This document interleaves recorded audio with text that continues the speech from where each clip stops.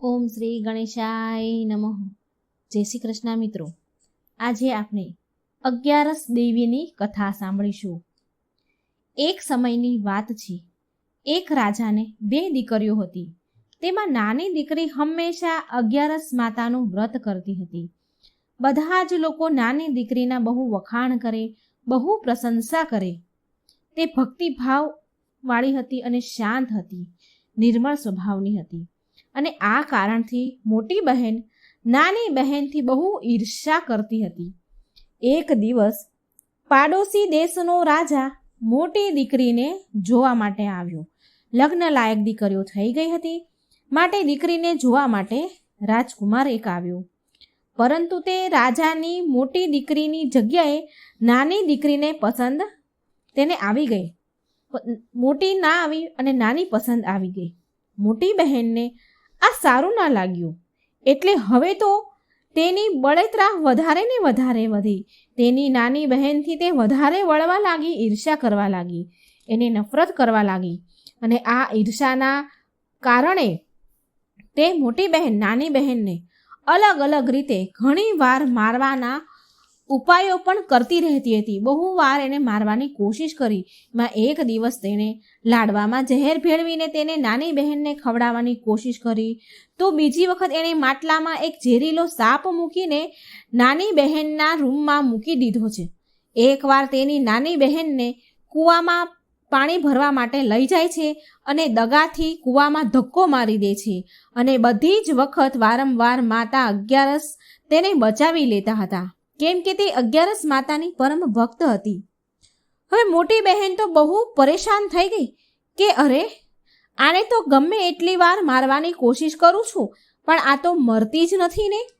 એક દિવસે તેની નાની બહેનને કહે છે, વાતમાં મીઠી મીઠી વાતોમાં ફસાવી અને નાની બહેનને કહે છે, મારી વહાલી બહેન, ભગવાને આપણને બધું જ આપ્યું છે, પણ ભગવાને આપણા બધાનું જ મૃત્યુ કોઈને કોઈ રીતે લખ્યું જ છે. આપણો જન્મ છે તો આપણું મરણ પણ છે. કોઈના કોઈ રીતે આપણું મૃત્યુ લખ્યું જ હશે ને. પણ શું તને ખબર છે કે તારું મૃત્યુ કેવી રીતે થવાનું છે? આમ વાતમાં ફોહલાવી ફૂસલાવી અને એની નાની બહેનને બધું પૂછી લે છે. નાની બહેન બહુ સીધી હતી, ભોળી ભલી હતી. એ આની ચતુરાઈ ઓળખતી નથી, એટલે એણે કહી દીધું કે મારા પ્રાણ પાળેલા પોપટના ગળામાં જે હાર છે તેમાં મારા પ્રાણ અટકેલા છે. જો કોઈ પણ વ્યક્તિ એ પોપટને મારી નાખે અને એના ગળામાં હાર છે એ કોઈ પહેરી લે તો મારું મૃત્યુ થઈ જશે. અને જો કોઈ એ હારને ઉતારીને ક્યાંક મૂકી દે તો હું પાછી જીવતી થઈ જઈશ. એ દિવસની રાતથી નાની બહેન તેના પિતા પાસે ગઈ. એ દિવસે રાતે એના પિતા પાસે ગઈ અને કહે છે કે પિતાજી, મને એક શંકા છે કે જો હું મરી જઈશ તો મને બાળવાની જગ્યાએ મારી લાશને આપણા જૂના મહેલમાં એક પલંગ ઉપર સુવડાવી દેજો. જો હું મરી જાઉં તો આવું તમે કરજો. એટલે તેના પિતા બોલ્યા કે મારી વહાલી દીકરી, તું આવું કેમ બોલી રહી છે? આવું અશુભ કેમ બોલી રહી છે? 2 દિવસની અંદર તો તારા લગ્ન છે, 2 દિવસ પછી તો તું પરણી જવાની છું, તો આવું અશુભ ન બોલ. આ સાંભળી નાની દીકરી કહે છે, પિતાજી, સમયનો શું ભરોસો છે. આમ કહી તે ચાલી જાય છે. અને આમ લગ્નનો દિવસ પણ આવી ગયો. લગ્નના દિવસે મોટી બહેન નાની બહેનના પાળેલા પોપટને શોધે છે. 2 દિવસથી એ પોપટને શોધી રહી હતી, છતાં ન મળ્યો. પણ લગ્નના દિવસે પણ એ મોટી બહેન હજી પોપટને જ શોધી રહી છે, પણ તેને પોપટ ક્યાંય મળતો નથી. એટલામાં દરવાજા સુધી જાન આવી પહોંચી. અને આમ વરમાળાનો પણ સમય થઈ ગયો અને વરમાળાનો રિવાજ પણ રસમ પણ પૂરી થઈ. ફેરા ફરવાનો સમય થયો, ફેરા ચાલુ થયા. એવામાં મોટી બહેનને શોધતા બહેનનો પેલો પોપટ મળી ગયો. જેના ગળામાં હાર હતો એ પોપટ મળી ગયો. હજી આ નાની બહેને 3.5 ફેરા ફર્યા હતા અને તે મોટી બહેને નિર્દયતાપૂર્વક પોપટને મારી નાખ્યો અને તેના ગળામાંથી હાર ઉતારીને પોતે પહેરી લીધો. હવે આ તરફ નાની બહેન રાજકુમાર સાથે ફેરા લઈ રહી હતી તો એના હજી 3.5 ફેરા પત્યા હતા. પણ જેવો જ પેલીએ પોપટના ગળામાંથી હાર કાઢીને પહેરી લીધો એવી જ અહીં ફેરા ફરતા ફરતા નાની બહેન બેભાન થઈ, બેહોશ થઈ જમીન પર પડી ગઈ. આ જોઈને જાનવાળા જાનૈયાઓમાં બધામાં અફડાતફડી ફેલાઈ ગઈ. હાહાકાર મચી ગયો કે રાજકુમારીને શું થઈ ગયું, બધા જ ડરી જાય છે. ત્યારે નાની દીકરીના પિતા હકીમ વૈદને બોલાવે છે એનો ઉપચાર માટે. અને નાની બહેને એના પિતાજીને કહ્યું હતું કે એને જૂના મહેલના પલંગ પર સુવડાવી દે. એટલે રાજકુમારીને નાની રાજકુમારી બેભાન થઈ ગઈ છે તેને લઈ જઈને જૂના મહેલમાં ખાટ પર પલંગ પર સુવડાવી દેવામાં આવે છે.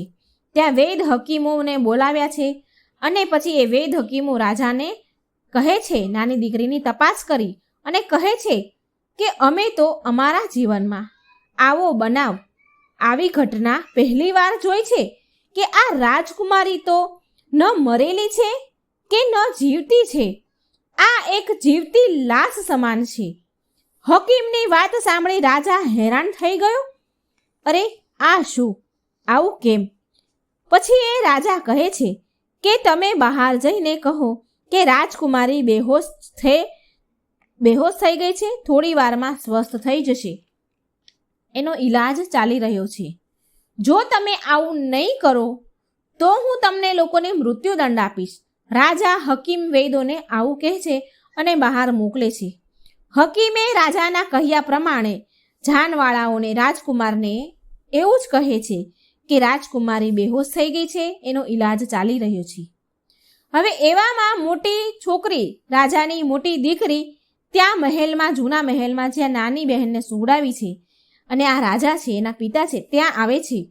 અને મોટી દીકરી એના પિતાજીને કહે છે, રાજાને કહે છે કે મને નાની બહેનના મરવાનું બહુ દુઃખ છે પિતાજી, અને એનાથી પણ વધારે દુઃખ મને એ વાતનું છે કે આપણા આંગણેથી જાન પાછી જતી રહેશે તો તમારી બહુ બદનામી થશે. પિતાજી તમે એવું કરો, મારા લગ્ન રાજકુમાર સાથે કરાવી દો, આનાથી જાન પણ પાછી નહીં જાય અને તમારી ઇજ્જત પણ બચી જશે. રાજાને તેની મોટી દીકરીની વાત બરાબર લાગી.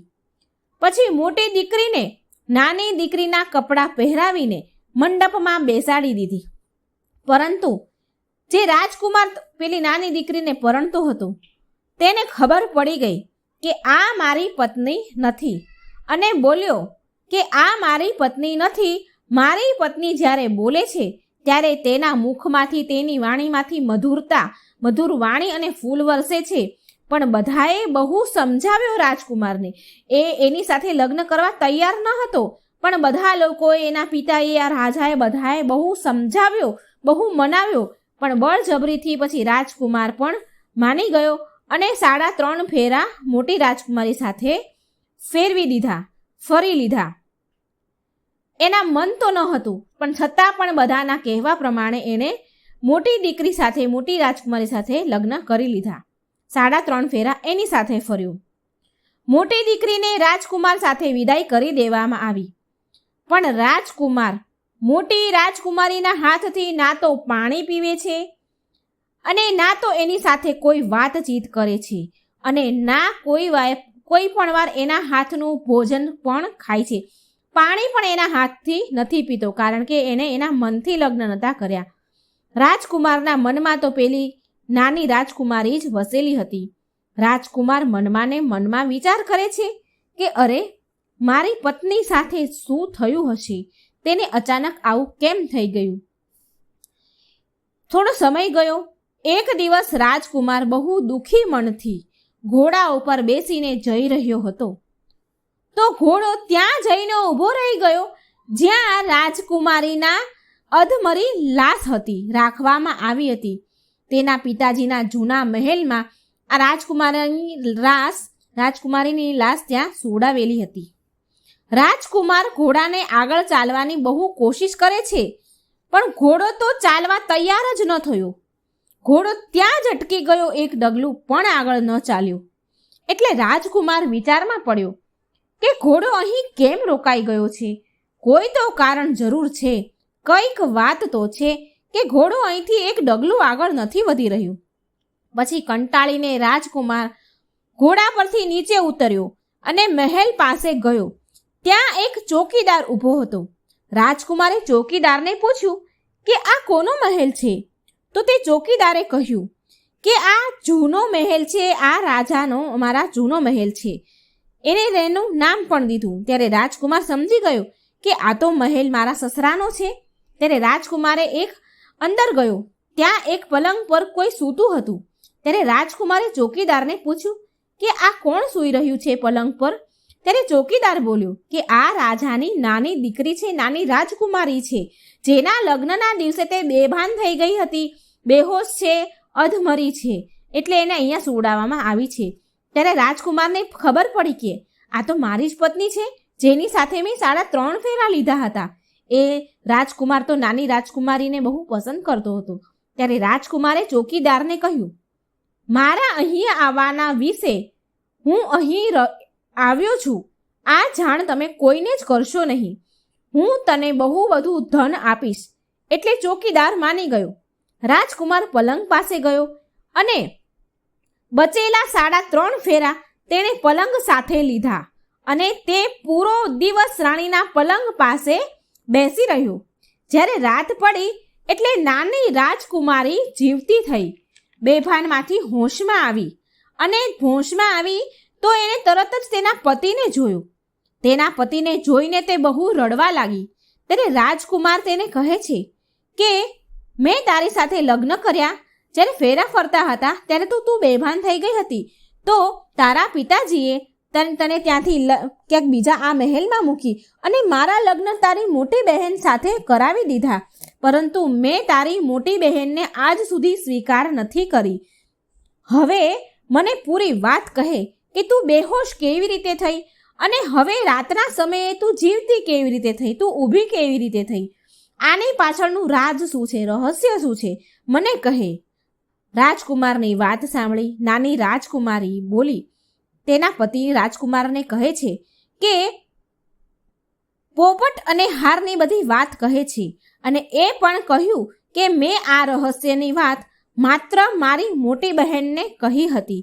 મારી મોટી બહેન મને બહુ નફરત કરે છે, મારાથી બહુ ઈર્ષા કરે છે અને તેણે મને ઘણી બધી વાર મારવાની કોશિશ કરી છે, પણ મારા 11 માના વ્રતની કૃપાથી, મારા 11 માતાની કૃપાથી મને મા 11એ ઘણી બધી વાર બચાવી લીધી છે. મારા પાલતુ પોપટના ગળામાં જે હાર હતો તે રોજ દિવસમાં મારી મોટી બહેન પહેરી લે છે અને રાતે ઉતારીને મૂકી દે છે. આ કારણે હું આખો દિવસ બેહોશ રહું છું, જીવતી લાશ રહું છું અને રાતમાં હાર નીકળવાના કારણે જીવતી થઈ જાઉં છું. જો તે હાર મને પાછો મળી જશે તો હું હંમેશા માટે જીવતી થઈ જઈશ. રાજકુમાર આ સાંભળી હેરાન રહી ગયો કે કોઈ બહેન આવી રીતે કરી શકે ખરી? સગી બહેન સાથે આટલું બધું ખોટું કરી શકે ખરી? આ બધું સાંભળી પછી રાજકુમાર પૂરો દિવસ ત્યાં રહેવા લાગ્યો. રોજ જે રાજકુમારી નાની રાજકુમારી પાસે, તેની નાની રાણી પાસે આવે અને પૂરો દિવસ તેની પાસે રહે. એટલે મોટી રાજકુમારીએ દાસીઓને કહીને રાજકુમારની શોધ કરાવવા કહ્યું કે આજકાલ રાજકુમાર દિવસ રાત ક્યાં રહે છે, કેમ આવતા જ નથી? કોઈને આ વાત વિશે જાણ થઈ નહીં. બધા દાસીઓને આ વિશે પાછળ લગાવ્યા શોધવા માટે, પણ કોઈને આ વાતની ખબર પડી જ નહીં કે રાજકુમાર ક્યાં જાય છે. આમ દિવસ જતા જતા નાની રાણી ગર્ભવતી થઈ. એટલે નાની રાજકુમારી રાજકુમારને કહે છે કે મારે દીકરો આવે કે દીકરી જે પણ આવે, પણ મારી પ્રસૂતિ રાતના સમયે થવી જોઈએ, કારણ કે દિવસમાં તો હું બેહોશ જીવતી લાશ બનીને રહું છું. આમ એ વાત કરતી હોય છે અને આમ ધીરે ધીરે સમય પૂરો થાય છે. હવે નાની રાજકુમારીનો, નાની બહેનનો, નાની રાણીનો પ્રસૂતિનો સમય આવે છે અને સંજોગવશ રાજકુમારને કોઈ કામથી બહાર ગામ જવાનું થાય છે અને તે જ સમયે નાની રાજકુમારીને પ્રસવ પીડા થાય છે. એટલે નાની રાજકુમારી માતા અગિયારસને યાદ કરે છે, એને ખૂબ પ્રાર્થના કરે છે. એટલે માતા અગિયારસ સાક્ષાત પોતે આવે છે રાજકુમારની સહાય કરવા, અને રાજકુમારીની પ્રસ્તુતિ માતા અગિયારસ પોતે કરે છે. રાજકુમારીએ એક સુંદર પુત્રને જન્મ આપ્યો. એટલામાં ત્યાં રાજકુમાર પણ આવી ગયા. રાજકુમારે પણ માતા અગિયારસના દર્શન કર્યા. અગિયારસ માતા બોલ્યા, રાજકુમારને કહે છે કે આ નાની રાણી, આ તારી નાની રાણી છે એ મારી પરમ ભક્ત છે, માટે આનું સદાય ધ્યાન રાખજે. જ્યારે તારો પુત્ર 5 વર્ષનો થાય ત્યારે આનો જે હાર છે તે એ તારા પુત્ર દ્વારા લાવી અને આને પહેરાવી દેજે, તારી નાની પત્નીને પહેરાવી દેજે. આમ સમય જતા જતા છોકરો રાજાનો કુંવર 5 વર્ષનો થઈ ગયો. એટલે એક દિવસ રાજકુમાર કોઈ કામથી શહેર જવાના હતા, એટલે એ રાજકુમાર શહેર ગયો. એટલે જતા સમયે રાજકુમારને તેના પુત્રને કહ્યું. રાજકુમાર તેના કુંવરને કહે છે કે બેટા, તું તારી માતાના પલંગ પાસે જ રહેજે. દિવસમાં તારી માતા બેહોશ રહે છે, માટે તું એને છોડીને ક્યાંય જતો નહીં. તું એનું પૂરું ધ્યાન રાખજે. હું જલ્દી પાછો આવી જઈશ. જ્યારે રાજકુમાર ત્યાંથી એના મહેલથી બહાર નીકળે છે, જ્યાં નાની રાણી છે ત્યાં મહેલથી બહાર નીકળે છે, તો એવામાં મોટી રાણીના જે દાસી આ રાજકુમારની જાણ લગાવવા માટે એણે પાછળ મૂક્યા હતા, તો એ દાસીઓ આ રાજકુમારને તે મહેલમાંથી બહાર નીકળતા જુએ છે. જૂના મહેલમાં જ્યાં રાણી રહેતી હતી ત્યાં બહાર નીકળતા તેને જોઈ લે છે, અને તેણે તે રાજકુમારના પુત્રને પણ ત્યાં રમતો હતો એ જોઈ લીધું. એટલે મોટી રાણીના કહેવાના આદેશ પ્રમાણે તે દાસીઓએ તે પુત્રને ત્યાંથી ઉપાડી લીધો. હવે દિવસમાં તો પેલી બેભાન રહે છે, રાજકુમાર હતો નહીં, એટલે આનું ધ્યાન કોણ રાખે? તે રમતો રમતો બહાર આવ્યો, એટલે આ દાસીઓએ છોકરાને ઉપાડી લીધો અને તેના 2 કટકા કરી નાખ્યા, 2 ટુકડા કરી નાખ્યા, મારી નાખ્યો એને. અને એ ટુકડા લઈ અને એ મોટી રાણીના મહેલમાં ગયા. એટલે મોટી રાણીએ એ રાજકુમારનો એક ટુકડો ઘંટલા નીચે મૂકી દીધો અને એક ટુકડો, અડધો ટુકડો એનો પલંગ નીચે, એના ખાટ નીચે મૂકી દીધો. હવે રાત પડી એટલે નાની રાણી ભાનમાં આવી. તે ઊભી થઈ રાત પડતા તેના દીકરાને શોધે છે, પણ તેનો પુત્ર એને ક્યાંય મળતો નથી. માટે તે અગિયારસ માતાને પ્રાર્થના કરે છે, યાદ કરે છે. એટલે અગિયારસ માતા ત્યાં પ્રગટ થાય છે અને એના પુત્રને શોધવાનું વચન આપે છે. પછી અગિયારસ માતા ડોશીમાનું રૂપ લઈને મોટી રાજકુમારીના મહેલમાં ગયા. એટલે મોટી રાણીએ તેની દાસીઓને તે વૃદ્ધ ડોશીને ભિક્ષા આપવા માટે મોકલ્યા. પરંતુ અગિયારસ માતા ડોશીના સ્વરૂપમાં કહે છે કે મારે તો રાણીના હાથથી જ ભિક્ષા લેવી છે. આ સાંભળી દાસીઓ પાછી મોટી રાણી પાસે જાય છે, અને જ્યાં એ દાસીઓ જાય છે એટલે પાછળથી અગિયારસ માતા બિલાડીનું સ્વરૂપ લઈને મહેલની અંદર આવી જાય છે અને નાની રાજકુમારીના કુંવરના 2 ટુકડા શોધે છે અને પછી એ જોડી અને એમાં પ્રાણ પૂરી દે છે. પછી અગિયારસ માતા તેને કુંવરને લઈને પાછા નાની રાજકુમારી પાસે તેના મહેલમાં આવે છે. નાની રાજકુમારી તેના દીકરાને જોઈ બહુ ખુશ થાય છે. પછી માતા અંતર્ધ્યાન થઈ ગયા, અગિયારસ દેવી અંતર્ધ્યાન થઈ ગયા. આમ ધીરે ધીરે સમય જતા એક દિવસ રાજકુમાર તેના પુત્રને નાની રાણીના પુત્રને લઈને મહેલમાં આવે છે મોટી રાણી પાસે, મોટી રાજકુમારી પાસે, અને તે મોટી રાણીને કહે છે કે જો તું આ બાળક મારા સંબંધીનો દીકરો છે, મારા દૂરના સગા છે એનો દીકરો છે, જો તું આ બાળકને સારી રીતે સાચવીશ અને પ્રેમ કરીશ તો કદાચ એવું બની શકે કે હું તને પ્રેમ કરું, મારા મનમાં તું વસી જાય, મને તારા ઉપર પ્રેમ આવી જાય, હું તને સ્વીકારી લઉં, જો તું આ પુત્રને સારી રીતે સંભાળીશ તો. એટલે તે મોટી રાણી બહુ જ પ્રેમથી તે બાળકને મહેલમાં રાખે છે. તે તો ખુશ થઈ ગઈ. તે બાળકનું પૂરું ધ્યાન રાખે છે, એને સાચવે છે, ખવડાવે છે, રમાડે છે, પીવડાવે છે. એકવાર રાજકુમાર તેના પુત્રને કહે છે, કોઈ ના હોય એવી શાંત જગ્યા પર લઈ જાય છે અને કહે છે કે તું મોટી રાણીમાના ગળામાં જે હાર છે તે તું એનાથી માંગી લે અને પછી તે હાર લઈને હું તારી માતા પાસે તને લઈ જઈશ. પણ આ વાતનું ધ્યાન રાખજે કે આ વાત આપણા બંને વચ્ચે રહે. આ વાત તું કોઈને કહેતો નહીં. ગમે તે રીતે તું રાણી પાસેથી હાર માંગી લે. પછી કુંવરે એવું જ કર્યું. મોટી રાણી પાસે જઈને બોલ્યો કે રાણીમાં, મને તમારો આ હાર આપી દો ને. પહેલાં તો રાજકુમારી ના કહી દે છે. મોટી રાણી ના કહે છે, ના હું નહીં આપું. પણ પછી તેને પેલા રાજકુમાર એના પતિની યાદ આવે છે. કેમ એણે એવું કહ્યું હતું કે જો તું આ બાળકનું ધ્યાન રાખીશ, તે કહેશે એવું કરીશ તો હું તને સ્વીકાર કરી લઈશ, તને પ્રેમ કરવા લાગીશ. આમ વિચાર કરી રાણી તો ખુશી ખુશીમાં એ હાર કુંવરને આપી દે છે. એટલે એ હાર કુંવર લઈને તેના પિતા પાસે, રાજકુમાર પાસે આવે છે. ત્યારે રાજકુમાર અને તે નાનો કુંવર બંને નાની રાણી પાસે જાય છે. મોટી રાણીને કહેતા જાય છે કે હું ખુશ છું તારાથી. આજે હું તારા હાથેથી જમીશ. તું ભોજન બનાવ, એટલી વારમાં હું આવું છું. હું થોડી વારમાં જ આવી જઈશ. એટલી વારમાં તું તૈયાર કર ખાવાનું. આમ સાંભળી રાણી તો ખુશ થઈ ગઈ. એની ખુશીને તો કોઈ ઠેકાણું જ ના રહ્યું. આ તરફ હાર લઈને રાજકુમાર અને કુંવર બંને નાની રાણી પાસે જૂના મહેલમાં આવે છે અને બેહોશ થયેલી રાણીને હાર પહેરાવી દે છે. અને પરિણામ સ્વરૂપ નાની રાણી જીવતી થઈ, ઊભી થઈ. પછી રાજકુમાર નાની રાણી અને કુંવરને લઈને પાછા રાજકુમાર તેના પોતાના રાજમહેલમાં આવ્યા, જ્યાં મોટી રાણી રહે છે. અને મોટી રાણીને રાજકુમાર તેના પિયર મૂકવા જાય છે.